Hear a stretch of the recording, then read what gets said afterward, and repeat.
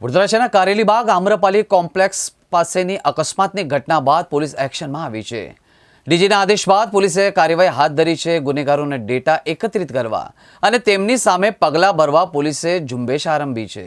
આજે શસ્ત્ર પ્રોજેક્ટ અંતર્ગત તેમજ જે 100 કલાકમાં જે યાદીઓ તૈયાર કરવાની છે અનુસંધાને આજે બાપુત વિસ્તારમાં જે અસામાજિક તત્વો મોડી રાત સુધી ફરે છે અને ગુનાઓ બનવા પામે છે એને કંટ્રોલ કરવા માટે થઈ અને આજે બાપુત પોલીસની ટીમની સાથે અમે લોકો આજે ફૂડ પેટ્રોલિંગમાં નીકળ્યા છીએ। આ સરદાર એસ્ટેટ રોડ રાજવા રોડ કહી શકાય, એ રોડ ઉપર અમે લોકો અત્યારે પેટ્રોલિંગ કરી રહ્યા છીએ અને જે કોઈ વ્યક્તિ શંકાસ્પદ દેખાય છે એને ચેક કરીએ છીએ।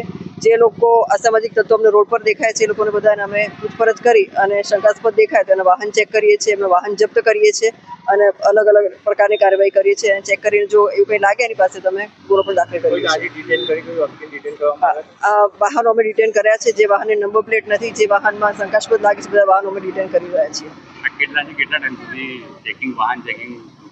10 વાગ્યાથી 12 વાગ્યા સુધીમાં અત્યારે અમે પેટ્રોલિંગ કરી રહ્યા છીએ અને આ કાર્યવાહી આખા રોડ સુધી અમે કરવાના છીએ 12 વાગ્યા સુધી। સરદાર એસ્ટેટથી લઈ અને આજવા રોડ સુધી